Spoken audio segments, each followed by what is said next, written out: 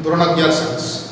ગઈકાલે આપણે દ્રવ્યનું ભૌતિક સ્થિતિના આધારે વર્ગીકરણ અને દ્રવ્યનું રાસાયણિક સ્થિતિના આધારે વર્ગીકરણ આપણે જોયું. રાસાયણિક દ્રષ્ટિએથી વર્ગીકરણ જો દ્રવ્ય બે ભાગમાં, શુદ્ધ પદાર્થો અને આ બાજુ મિશ્રણ. મિશ્રણ પાસે બે લાક્ષણિકતા, બે ભાગ હતા: સમાંગ મિશ્રણ, હોમોજીનિયસ મિક્સર, હિટ્રોજીનિયસ વિષમાંગ મિશ્રણ.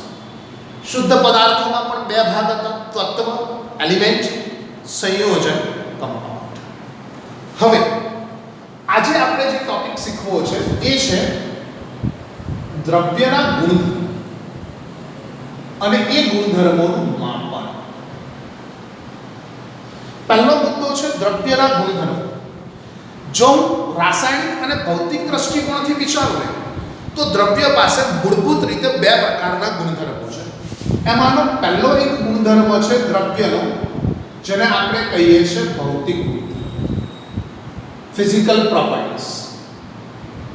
તો કે આ ભૌતિક ગુણધર્મોમાં કયા કયા ગુણધર્મોનો સમાવેશ તમે કરી શકો? તો કે ભૌતિક ગુણધર્મોમાં ઘનતાનો સમાવેશ કરી શકો, ભૌતિક ગુણધર્મોમાં ગલન બિંદુનો સમાવેશ કરી શકો, ભૌતિક ગુણધર્મોમાં હું ઉત્કલન બિંદુનો સમાવેશ કરી શકું અને ભૌતિક ગુણધર્મોમાં દ્રાવ્યતાનો સમાવેશ કરી શકું.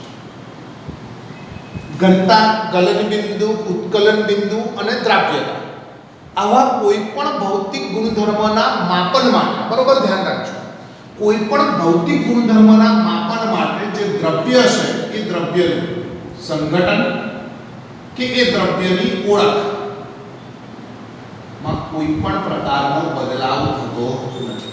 એટલે દ્રવ્યનું સંઘટન એવું ને એવું જ રહે, એનું માળખું, એનું બંધારણ, એની આઈડેન્ટિટી એ એવી ને એવી જ રહે, એમાં કોઈ પણ પ્રકારનો ફેરફાર થતો નથી. ક્યારે?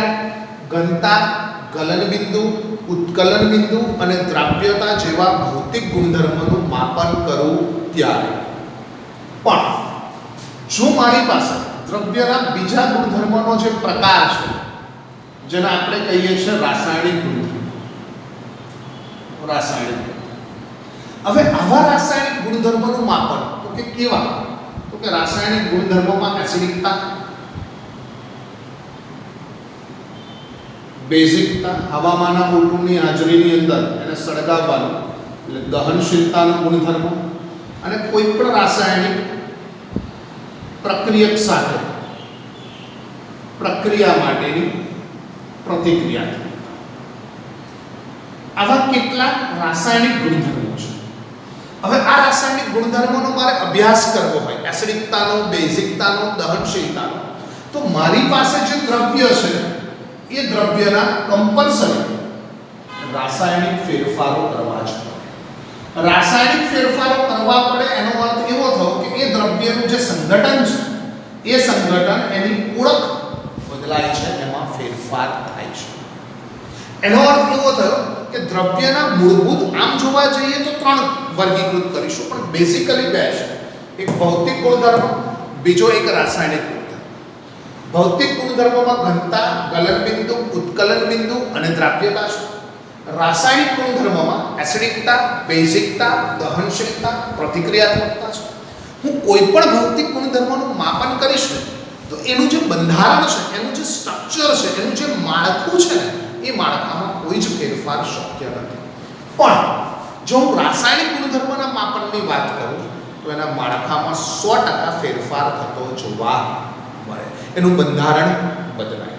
પણ આ સિવાય પણ દ્રવ્ય પાસે એક ખાસ અગત્યના ગુણધર્મોમાં એક ગુણધર્મ છે જથ્થાત્મક ગુણધર્મ. હવે જથ્થાત્મક ગુણધર્મ એટલે શું? તો કે જથ્થાત્મક ગુણધર્મમાં કોઈ દ્રવ્ય આપ્યું હોય તો એનું લંબાઈ માપવાની જરૂર પડે. જથ્થાત્મક ગુણધર્મમાં કોઈ દ્રવ્યનું ક્ષેત્રફળ માપવું પડે. જથ્થાત્મક દ્રવ્યમાં કોઈનું ઘનફળ માપવું પડે. જથ્થાત્મક ગુણધર્મમાં લંબાઈ, ક્ષેત્રફળ, ઘનફળ. એ સિવાય વિચારીએ તો કોઈ પણ દ્રવ્યનું દળ માપવું પડે. કે દ્રવ્યની પરિભાષા જે છે કે જે પદાર્થ પાસે કે કોઈ પણ વસ્તુ પાસે દળ હશે એ દ્રવ્ય તરીકે ઓળખાશે. તો આ બધા જે જથ્થાત્મક માપનો છે એ માપનો માટે કમ્પલસરી મારે એકમોની જરૂર પડે. કોઈ મને પૂછે કે વડોદરાથી સુરત કેટલું, તો કે 200 કિલોગ્રામ. વડોદરાથી સુરત કેટલું? તો કે 200 કિલોગ્રામ. હવે 200 કિલોગ્રામ વડોદરાથી સુરત કહું તો એ શક્ય છે? તો કે ના. એના માટે મારે કમ્પલસરી શું કરવું પડશે? તો કે એના માટે મારે શું કમ્પલસરી કરવું પડે? તો કે એના માટે પ્રોપર એકમની જરૂર પડે. કે વાસ્તવિકતામાં આ જે ફેરફારો છે એ ફેરફારના માપન માટે, એને અલગ કરવા માટે, એને પ્રોપર વર્ગીકૃત કરવા માટે મારે વિવિધ પ્રકારના એકમોની જરૂર પડે. અને એ એકમોની જરૂર માટે, એ એકમોની લાક્ષણિકતા માટે આપણે શું કરવું પડશે? તો કે એ એકમોની લાક્ષણિકતા માટે આપણે જુદી જુદી માપન પદ્ધતિઓનો અભ્યાસ કરવો પડશે. જુદી જુદી આપણી પાસે ઇંગ્લિશ માપન પદ્ધતિ, પછી ત્યારબાદ ધીમે ધીમે ફ્રાન્સ દ્વારા શોધવામાં આવેલી મેટ્રિક માપન પદ્ધતિ પણ હતી. એફપીએસ ફિઝિક્સની અંદર ઘણું બધું તમે શીખ્યા છો. ફૂટ, પાઉન્ડ અને સેકન્ડ. એમકેએસ મીટર, કિલોગ્રામ અને સેકન્ડ. સીજીએસ સેન્ટીમીટર, ગ્રામ અને સેકન્ડ. આ જે વિવિધતાવાળી પદ્ધતિઓ ઇંગ્લિશ અને મેટ્રિક, એ મેટ્રિક પદ્ધતિ ફ્રાન્સ દ્વારા અસ્તિત્વમાં આવી અને એને ધીમે ધીમે આપણે શેમાં કન્વર્ટ કરીએ છીએ? આંતરરાષ્ટ્રીય માપન પદ્ધતિમાં છે. હવે આપણે જવું છે એક સ્ટાન્ડર્ડ પદ્ધતિની શોધમાં. એક એવી પદ્ધતિ કે ઇન્ટરનેશનલ લેવલ પર, વૈશ્વિક સ્તર પર એક સ્ટાન્ડર્ડ મેથડ, કે પછી હોય લંબાઈનો એકમ મીટર તો ઓસ્ટ્રેલિયામાં લંબાઈનો એકમ બીજો હોય, પછી બીજા ખંડની અંદર દક્ષિણ આફ્રિકાની અંદર બીજો હોય, ન્યુઝીલેન્ડની અંદર બીજો હોય. તો કે ના, એવું નહીં. વૈશ્વિક સ્તરે એટલે યુનિવર્સની અંદર આખા વિશ્વમાં જે પણ જગ્યાએ લેન્થ મપાય તો આ જ એકમ, દળ મપાય તો આ જ એકમમાં, એવી એક સ્ટાન્ડર્ડ મેથડ નક્કી કરવાની હતી. અને એ સ્ટાન્ડર્ડ મેથડ આંતરરાષ્ટ્રીય માપન પદ્ધતિ, જેને એસઆઈ પદ્ધતિ તરીકે ઓળખાય છે. એસઆઈ પદ્ધતિ એ બેઝિકલી શોર્ટ ફોર્મ છે. ફ્રેન્ચ ભાષામાં આપણી પાસે લી સિસ્ટમ ઇન્ટરનેશનલ ડી યુનિટ્સ આવી એક પદ્ધતિનું અર્થ.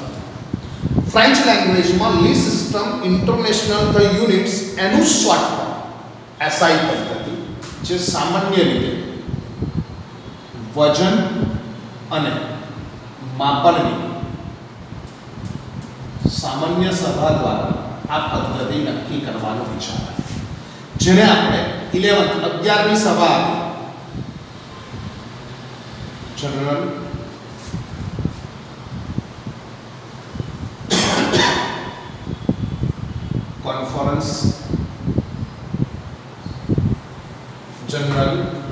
કોન્ફરન્સ on વજન અને માપ, weight and measures. તો જનરલ કોન્ફરન્સ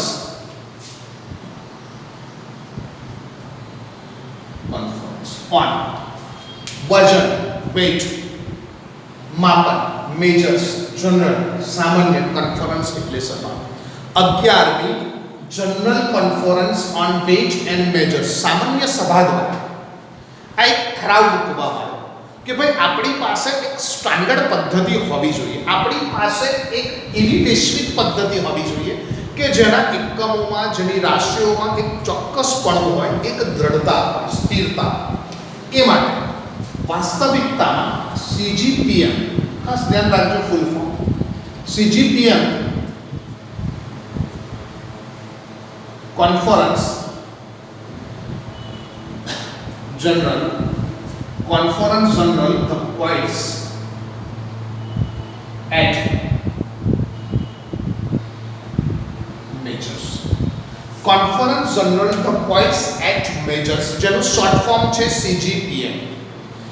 વજન એટલે કે દળ અને માપન સાથે એક સામાન્ય સભાને સ્વીકૃતિ મળી. ઈસવીસન 1875 માં મીટર કન્વેન્શન દ્વારા એક સંધિ કરવામાં આવી.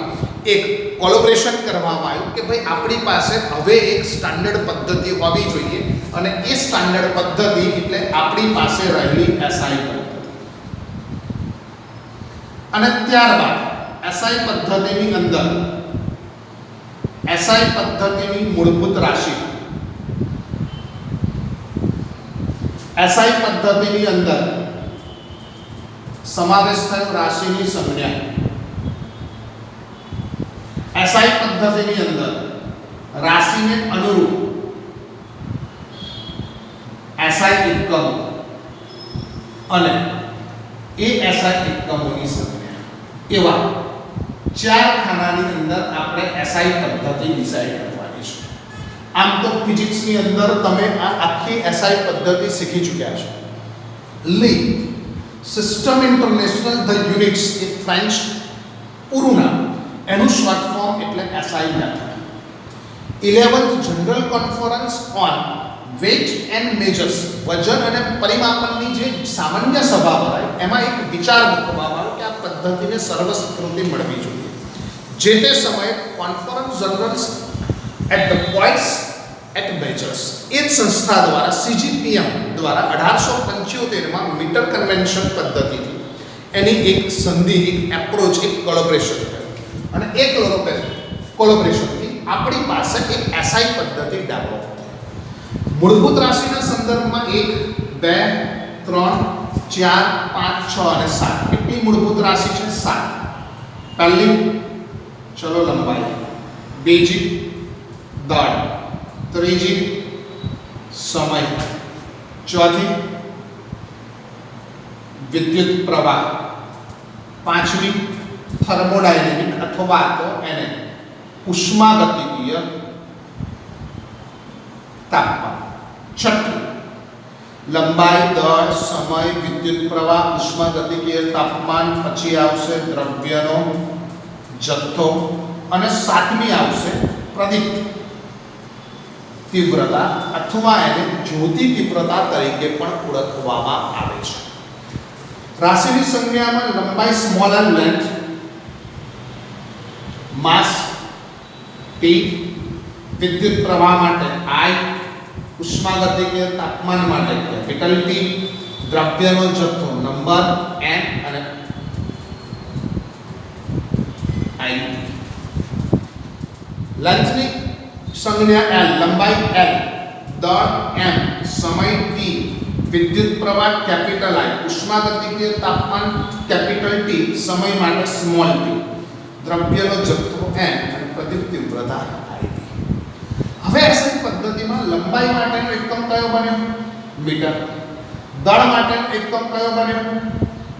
માસ માટેનો એકમ કિલોગ્રામ. સમય માટે કયો એકમ નક્કી થયો?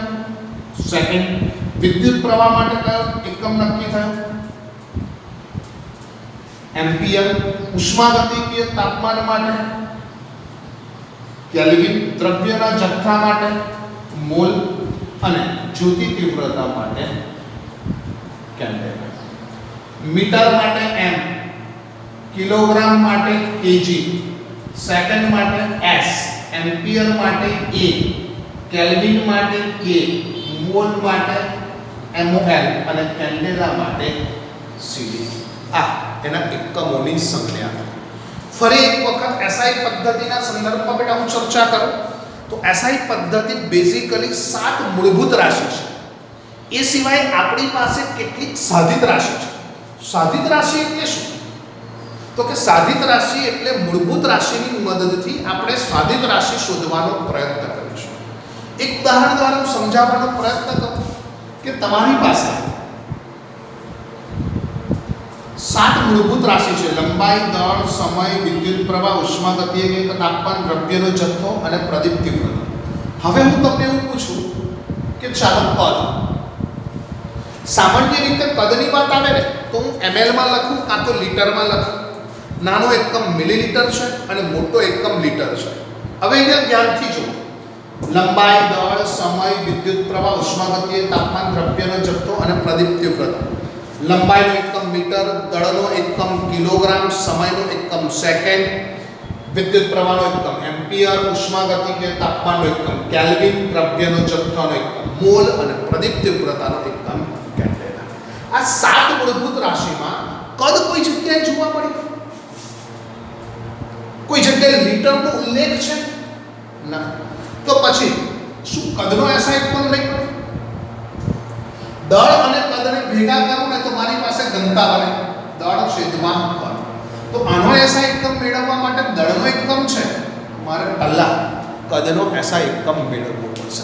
એનો અર્થ એવો થયો કે કેટલીક એવી રાશિઓ હજી પણ અસ્તિત્વમાં છે કે જે રાશિના બીજા એકમો છે પણ એસઆઈ પદ્ધતિમાં એનો સમાવેશ થતો નથી.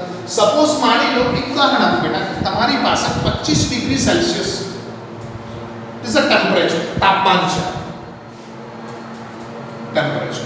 હવે ટેમ્પરેચર 25 સેલ્સિયસ છે ને હું તમને એવું પૂછું કે મારે આ એસઆઈ પદ્ધતિના એકમમાં જોઈએ. હવે એસઆઈ પદ્ધતિનો એકમ આપણી પાસે કયો છે સામાન્યતઃ? એસઆઈ પદ્ધતિમાં મારી પાસે સેલ્સિયસ નથી, મારી પાસે કોણ છે તાપમાનમાં? કેલ્વિન. તો મારે સેલ્સિયસ શેમાં ફેરવવા પડશે? કેલ્વિન. આવા જે આંતરિક ફેરફારો છે, આવા જે આંતરિક પરિમાપનો છે, એ આંતરિક પરિમાપોની હવે આપણે વિશ્લેષિત ચર્ચા કરીશું કે ભાઈ કદનો એકમ કેવી રીતે બનશે, દળનો એકમ, તો કે દળનો તો છે. જો કદનો એસઆઈ પદ્ધતિનો એકમ મને આવડશે ને તો પછી હું ઘનતાનો એકમ શોધી શકીશ. સેલ્સિયસ હશે તો એને કેલ્વિનમાં આપણે કેવી રીતે લઈ જઈશું, એનું એક વિશ્લેષિત મુદ્દાઓની આપણે હમણાં ચર્ચા કરીશું. હવે આપણે બે વસ્તુઓ ધ્યાનથી શીખવી છે. એસઆઈ પદ્ધતિમાં વપરાતા ખાસ કરીને પૂર્વકો, અને એ પૂર્વકો સાથે શું સંકળાયેલું છે. તો કે એસઆઈ પદ્ધતિમાં આપણી પાસે લંબાઈના સંદર્ભમાં વિચારીએ તો ડેસીમીટર છે, સેન્ટીમીટર છે, કે સેકન્ડ છે, કે કિલોગ્રામ છે, આ બધામાં એક કોમન પૂર્વક સંકળાયેલું છે. અને એ કોમન પૂર્વક માટે આપણે એક યાદી તૈયાર કરવી છે. એક, મારી પાસે પૂર્વકોના સંદર્ભમાં વિચારો તો સેન્ટીમીટર ને એ બધું તો મારી પાસે માહિતી હતી, જેમાં આપણે એક ખાનામાં લખીશું ગુણક, કયા પ્રકારના મલ્ટીપ્લિકેશન આવશે, એક તો ગુણકને લખીશું. બીજો એક મુદ્દો લખીશું આપણે, અહીંયા લખું તો ગુણક, ઓકે, આ ગુણક માટે લખીએ. પછી એની બાજુમાં લખીશું પૂર્વક, ઓકે, પૂર્વક, અને પછી એની બાજુમાં એ પૂર્વકની સંજ્ઞા, એ પૂર્વકની સંજ્ઞા. આ વસ્તુ કોઈ પણ એસઆઈ પદ્ધતિની રાશિ માટે ચાલે, તો કે કોઈ પણ રાશિ માટે ચાલે. સપોઝ પહેલા આપણે એક નાનાથી મોટા તરફ જવાનો પ્રયત્ન કરીએ તો મારી પાસે એક છે ડેસી. હવે ડેસી કિલોગ્રામ, ડેસીમીટર, વોટએવર જે લખવું હોય એટલે સામાન્ય રીતે શરૂઆત કોણાથી કરું છું? ડેસી. પછી આવે છે સેન્ટી. ચલો સેન્ટી પછી મિલી, મિલી પછી શું આવશે? માઇક્રો. ડેસી આવી ગયું, ચલો સેન્ટી આવી ગયું, સેન્ટી પછી મિલી આવ્યું, મિલી પછી માઇક્રો આવશે, માઇક્રો પછી શું આવશે? નેનો, નેનો પછી શું આવશે? પીકો, પીકો પછી શું આવશે? ફેમ્ટો. ફરી એક વખત યાદ દેવડાવો, ડેસી, centi, milli, micro, nano, pico, femto, પછી આવશે એક્ટો, પછી આવશે ઝેક્ટો, અને છેલ્લે આવશે મારી પાસે યોક્ટો. ફરી એક વખત યાદ દેવડાવો તો શરૂઆત ક્યાંથી થાય છે? ડેસી, centi, milli, micro, nano, pico, femto, એક્ટો, ઝેક્ટો અને યોક્ટો. આ જે છે એમાં ગુણક કયા? તો કે ડેસીમાં 10⁻⁻1, સેન્ટીનો ગુણક 10⁻², મિલીનો ગુણક 10⁻3, માઇક્રો 10⁻6, નેનો 10⁻9, 10⁻12, 10⁻15, 10⁻18, 10⁻21 અને 10⁻20. આ મારી પાસે એના ગુણકો છે. ગુણકોની અંદર ડેસી 10 raised to minus 1, centi 10 raised to minus 2, milli 10 raised to minus 3, micro 10 raised to minus 6, nano 10 raised to minus 9, pico 10 raised to minus 12, femto 10 raised to minus 15, atto 10 raised to minus 18, Zepto અને યોક્ટો. ડેસી માટે D, સેન્ટી માટે C, milli માટે M, mu small m, p, femto, atto, zepto અને yocto. આ એની સંજ્ઞા. ફરી એક વખત રિપીટ કરું. આ બધા નાના યુનિટો છે. નાના યુનિટોની અંદર આપણે શું કર્યું तो के सर 10 raised to minus 1 થી સ્ટાર્ટ કરી બેટા. ડેસી, centi, milli, micro, nano, pico, femto, atto, zepto અને યોક્ટો. હવે બીજી વાત, ફરી પાછો એક વખત ગુણક. એની માટે વપરાતો પૂર્વક અને એની માટે વપરાતી સંજ્ઞા. ફરી એક વખત આપણે આ રાશિઓની ચર્ચા કરવી છે કે ફરી આ રાશિઓની અંદર દાખલા તરીકે ગુણક, પૂર્વક અને સંજ્ઞા. હવે આનાથી ઓપોઝિટ લઈએ. 10 raised to minus 1 હતો. હવે 10 raised to 1, 10 raised to 2, 10 raised to 3, પછી 10 raised to 6, પછી 10 raised to 9, 10 raised to 12, 10 raised to 15, 10 raised to 18, 10 raised to 21 and 10 raised to 24. 1 2 3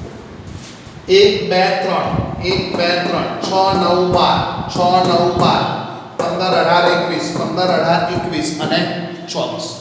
ચલો 10 raised to 1, 10 raised to 1 એટલે મારી પાસે આવે ડેટા. 10 raised to 1 માટે શું લખીશું? ડેટા. 10 raised to 2 માટે લખીશું હેક્ટો. 10 raised to 3 માટે લખીશું કિલો. 10 raised to 6 માટે લખીશું mega. 10 raised to 10 raised to 9 માટે લખીશું ગીગા. 10 raised to 12 માટે લખીશું ટેરા. 10 raised to 15 માટે લખીશું પેટા. 10 raised to 18 માટે લખીશું એક્ટા, અથવા તો એને ઓક્ટા કહી શકો, એક્ટા. 10 raised to 21 માટે લખીશું ઝેટા અને અહીંયા લખીશું યોક્ટા. યોક્ટા છે એટલે યોક્ટા લખીશું અહીંયા. ફરી એક વખત ડેકા, પછી હેક્ટો, સોરી હેક્ટો આવશે, હેક્ટો, પછી કિલો, પછી મેગા, પછી ગીગા, પછી ટેરા, પેટા, એક્ટા, ઝેટા અને યોક્ટા. આ મોટી રાશિના ગુણકો છે. મોટી રાશિના ગુણકોમાં ડેકા માટે DA, ડેકા માટે આપણે શું રાખીશું? DA. હેક્ટા માટે H, કિલો માટે K, મેગા માટે capital M, capital G, Terra માટે T, પેટા માટે P, એક્ટા માટે E, ઝેટા માટે Z અને યોક્ટા માટે Y. કેપિટલ લેટર્સ જે રિપીટ થાય છે એ બધા capital letters. Deca, hecto, kilo, mega, giga, tera, peta, exa, zeta અને યોક્ટા. ફરી એક વખત આ એસઆઈ પદ્ધતિના પૂર્વકને યાદ રાખવાનો બેટા પ્રયત્ન કરીશું. આ જે છે એ બધા સ્મોલેસ્ટ છે, આ બધા બિગેસ્ટ છે.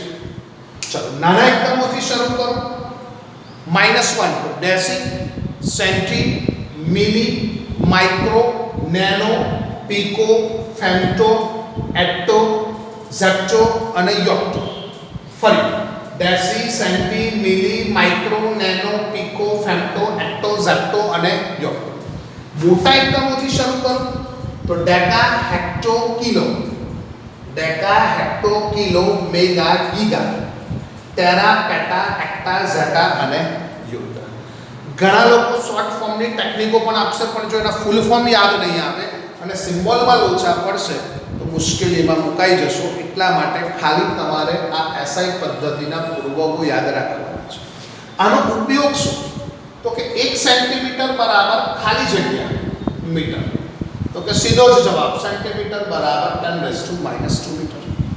કોઈ પૂછે કે 1 ગીગામીટર બરાબર ખાલી જગ્યા મીટર, તો કે 1 ગીગામીટર બરાબર 10 raised to 9 મીટર.